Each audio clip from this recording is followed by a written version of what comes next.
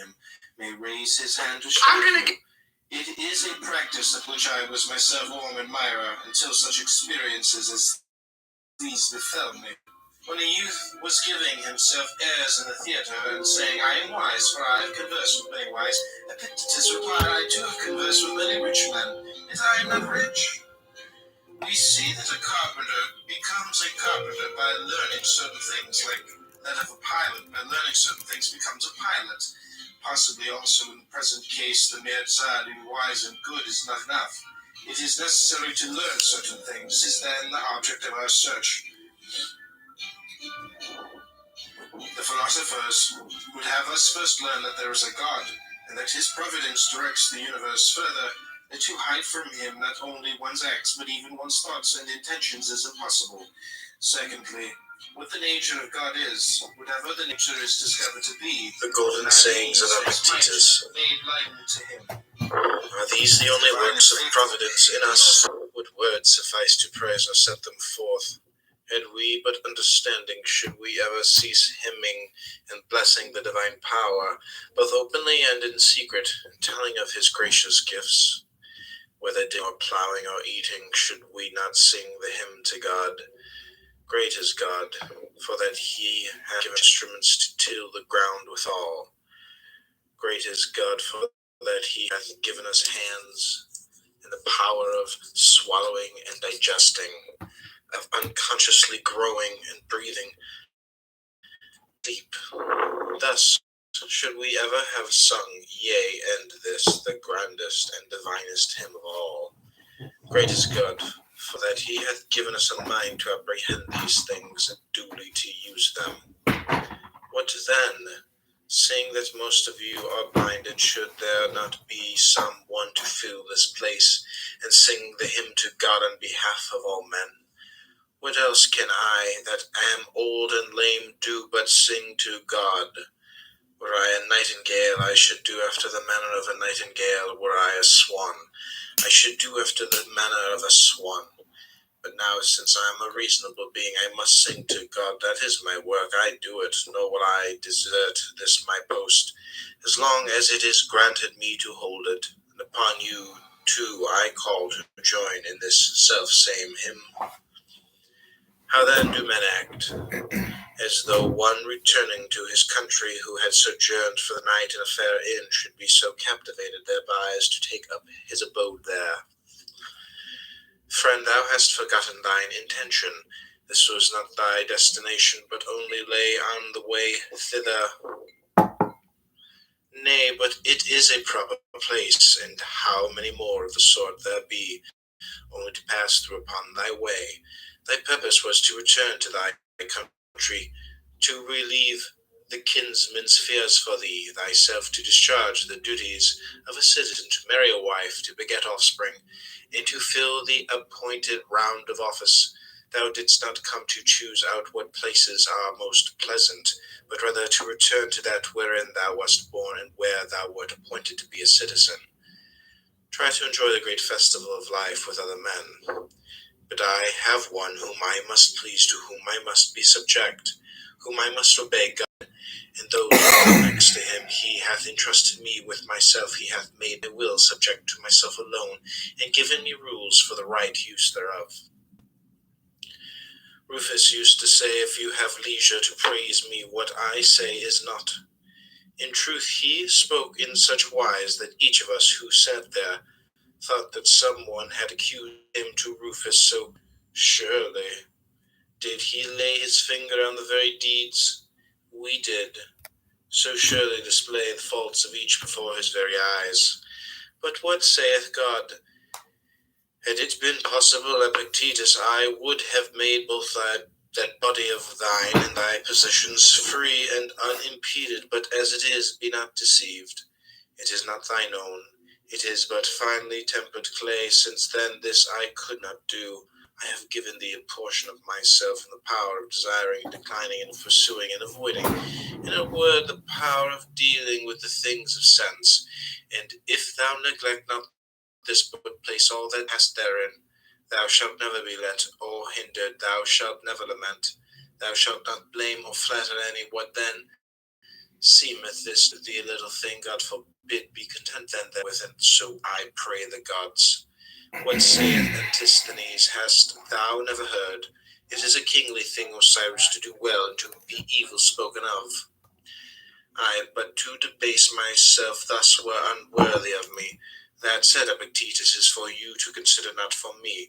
You know yourself what you are worth in your own eyes, and at what price you will sell yourself, for men sell themselves at various prices.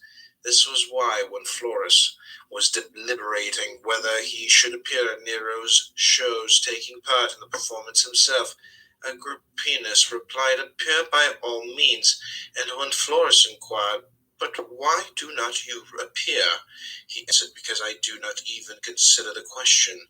For the man who has once stooped to consider such questions and to reckon up the value of external things is not far from forgetting what manner of man he is. Why, what is it that you ask me? Is death preferable or life? I reply life. Pain or pleasure? I reply pleasure. Well, but if I do not act, I shall lose my head.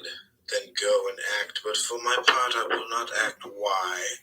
Because you think yourself but one among the many threads which make up the texture of the doublet. You should aim at being like men in general, just as your thread has no ambition either to be anything distinguished compared with the other threads. But I desire to be that small and shining part which makes the rest seem fair and beautiful. Why then do you bid me become even as the multitude? Then were I no longer the purple. If a man could be thoroughly penetrated as he ought with this thought that we are all in an especial manner sprung from God, and that God is the Father of men as well as of gods, full surely he would never conceive noble or base of himself, whereas if Caesar were to adopt you, your haughty looks would be intolerable. Will you not be elated at knowing that you are the Son of God? Now, however, it is not so with us, but seeing that in our birth these two things are commingled, the body which we share with the animals, and the reason and thought which we share with the gods, many decline towards this unhappy kinship with the dead, few rise to the blessed kinship with the divine. Since then every one must deal with each thing. Hello? Hello? Hey, what's going on? I couldn't tell if we were on Clubhouse or what was happening here. Yeah, I figured it was you. Let me save your number. I just got a comment on my professional business page and a request for professional correspondence. You know, prior to the internet, people signed up for correspondence courses, and there's a lot of really good correspondence courses out there. You know, everything is just waiting to be cloned, reproduced, regurgitated, republished, remonetized. That's the beautiful thing about life. You don't have to worry about making money because everything can just be copied.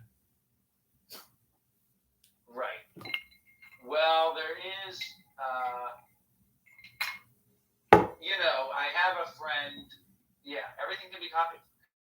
I have a friend who does the Forest Box for kids. That's a business idea I'd like to copy. You know what's all the rage over here right now? There's a puppet shooting each other. No, there's a puppet ice cream store that opened. Puppet ice cream. Yeah, they do a puppet show for the kids, and when you buy your ice cream, a puppet serves you the ice cream through like a slide open window of like a stage. So, wow. Yeah, it's like there's a line outside the door for people to get served ice cream by a puppet. Wow, that is amazing. That is incredible. So they do a puppet show every 30 minutes. Everybody gathers in. They do like a puppet show, and then people keep ordering on the tablet. What are the puppet? Is it like Kermit? It's like a hand puppet? Yeah, they've got all kinds of puppets. Well, what the fuck am I doing? Having a fucking puppet show. You're not selling 100 ice cream cones today. No, I guess not. I made $50, but that was it. We're at 50. All right. Well, I'm gonna continue studying. Do you want to listen to Clown House, or do you want to chat later today about Rewild Chicago? Yeah, either way. I mean, right. I guess I'll go back to it, but you may call anytime. I think that this business, the business that I'm running now, is the most successful business that I have ever had. And it's just walking with fat lesbians. You know how I just made my $50? Once a week, I only have 3 weeks left, or maybe only 2 weeks left. I talk for an hour with a group thing according of to the view which he forms about it. Those few who hold that they are born for fidelity and modesty and unerring sureness in dealing with the things of sense, never conceive aught base or ignoble of themselves, but the multitude the contrary. Why, what am I, a wretched human creature with this miserable flesh of mine? Miserable indeed, but you have something better than the paltry flesh of yours. Why then cling to the one and neglect the other? Thou art but a poor soul laden with a lifeless body. The other day I had an iron lamp placed beside my household gods. I heard a noise at the door, and hastening down found my lamp carried off. I reflected that the culprit was in no very strange case. Tomorrow, my friend, I said, you will find an earthenware lamp, for a man can only lose what he has. The reason why I lost my lamp was that the thief was superior to me in vigilance. He paid, however, this price for the lamp, that in exchange for it he hastened to become a thief, in exchange for it to become faithless.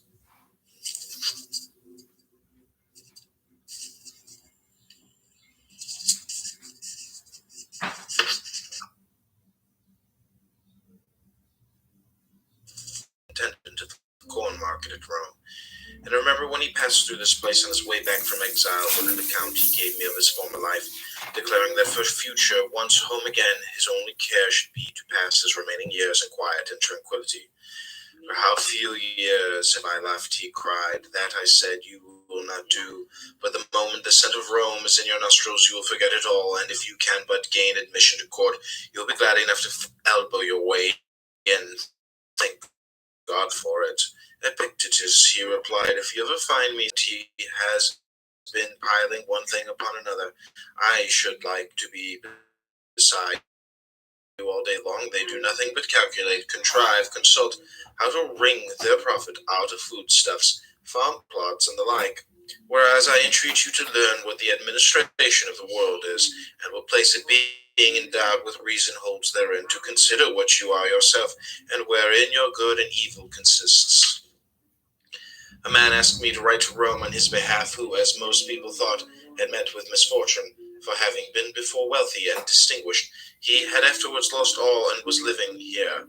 So I wrote about him in a humble style. He, however, on reading the letter, returned it to me with the words, I asked for your help, not for your pity. No evil has happened unto me. True instruction is this, to learn to wish that each thing should come to pass as it does. And how does it come to pass? As the disposer has disposed it, now he has disposed that there should be summer and winter, plenty and dearth, and vice and virtue, and all such opposites for the harmony of the whole. Have this thought ever present with thee, when thou losest any outward thing, what thou gainest in its stead, and if this be the more precious, say not, I have suffered loss. Concerning the gods, there are who deny the very existence of the Godhead. Others say that it exists, but neither bestirs nor concerns itself, nor has forethought for anything. Third party attribute to it existence and forethought, but only for great and heavenly matters, not for anything that is on earth. A fourth party admit things on earth as well as in heaven, but only in general, and not with respect to each individual. A fifth of whom were Ulysses and Socrates, are those that cry, I move not without thy knowledge. Considering all these things, ministers the citizens to the law of satisfied with the divine administration, and how may I become free? For he is free, for whom all things come to pass according to his will, and whom none can hinder. What then is freedom? Madness? God forbid, for madness and freedom exist not together. I wish all that what I desired at random. I should wish at random to come to pass so far from being noble, may well be exceeding base. You must know that it is no easy thing for a principle to become a man's own unless each day he maintained it and hear it maintained as well as work it out in life.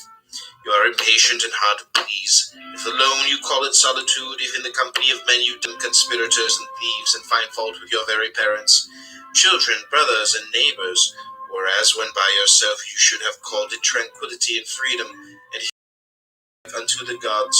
And when in the company of the many you should not have called it a wearisome crowd and tumult, but an assembly and a tribunal, and thus accepted all with contentment. What then is the chastisement of those who accept it? Not to be as they are. Is any discontented with being alone? Let him be in solitude.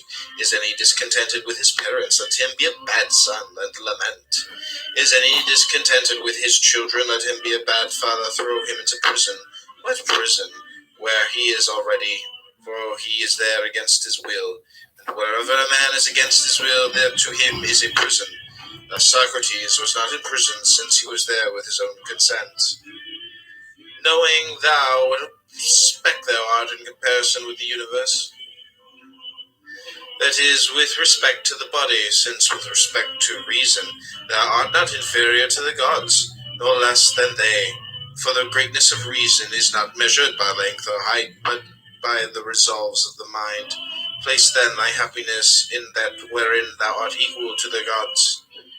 Asked how a man might eat acceptably to the gods, Epictetus replied, if when he eats he can be just, cheerful, equable, temperate, and orderly, can he not thus eat acceptably to the gods? But when you call for warm water, and your slave does not answer, or when he enters brings it lukewarm, or is not even found to be in the house at all, then not to be vexed nor burst with anger, is not that acceptable to the gods? But how can one endure such people? Slave, will you not endure your own brother that has God to his father, even as a son sprung from the same stock and of the same high descent as yourself?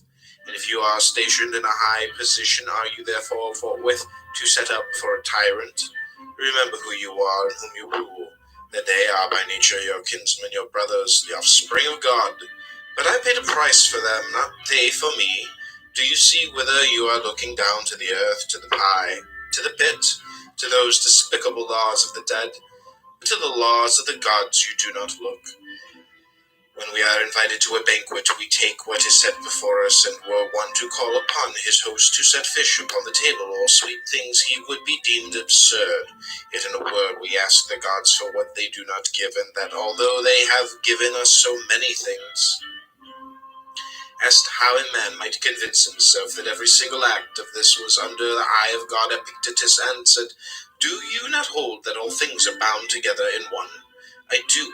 Well, and do you not hold that things are like God's command, at his bidding flower, at his bidding send forth shoots, bear fruit and ripen it, at his bidding let it fall and shed their leaves, folded up upon themselves lie in quietness and rest?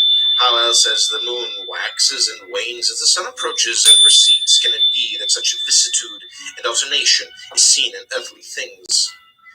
If then all things that grow, nay, our own bodies are thus bound up with the whole, is it not this still truer of the souls? And if our souls are bound up and in contact with God as being very parts and fragments plucked from himself, shall he not feel every movement of theirs as though it were his own, and belonging to his own nature? But you say, I cannot comprehend all this at once. Why, who told you that your powers were equal to God's? Yet God hath placed by the side of each a man's own guardian spirit. To the Stoics, the guardian spirit was each man's reason.